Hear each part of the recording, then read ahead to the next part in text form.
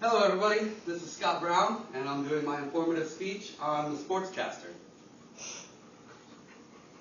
Specifically, I'll discuss different aspects that have to do with the career and the evolution of the Sportscaster. First thing I'm going to talk about is the history. The second thing I'm going to talk about is the different types of sportscasters that you could be. The third thing I'm going to talk about is how to become a sportscaster. Sportscasting has come a long way, and getting to this point has taken hard work and a lot of years of evolution. Stuart Scott, one of my favorite sportscasters of all time, tragically died last year from cancer. He had many different punchlines. Two of them were, he is as cool as the other side of the pillow, and oh no he didn't.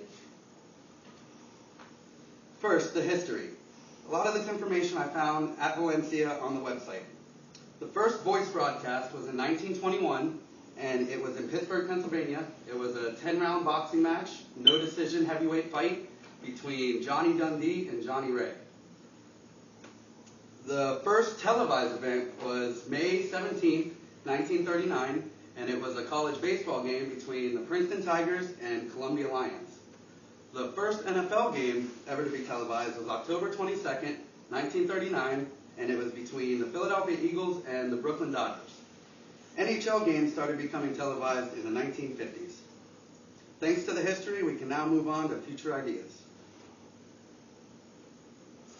The next thing I'm going to talk about is the different types of sportscasters that you can be. And this information was found on sportsmanagementworldwide.com. The first type of analyst you can be is a play-by-play analyst. Those are the primary speakers during the game. They're very quick, very skilled, and give you the information that they see that you need to hear. The next one is an analyst sportscaster. Those are ones that show background information, show stats, strategies, and a lot of times it's usually a former coach or a former athlete. The next is the sideline rep. Those are the people that are on the sidelines getting information, injuries, coaches' perspectives, stuff like that. The final one is what Stuart Scott was. He was a studio host. Those are the ones that are sitting, when you turn on SportsCenter in the morning, they're the ones that are getting information from the highlights from the night before. Now I have a question. Would you rather be on the field as a sideline rep or in the studio like Stuart Scott as a studio host? The final thing I'm going to talk about is how to become a sportscaster. This information was found on sportscenteralter.com. First, you need to get a college degree in either broadcasting, journalism, or TV production. After that, you need TV production experience, and you also need relevant work experience. With this relevant work experience, you'll get writing and video experience. After that, you need to make a demo reel, which is basically a visual resume that you're going to send to your employer once you want to find a job. In conclusion, the history of broadcasting has come a long way since the beginning in the 1930s when they first started even showing sports games on TV.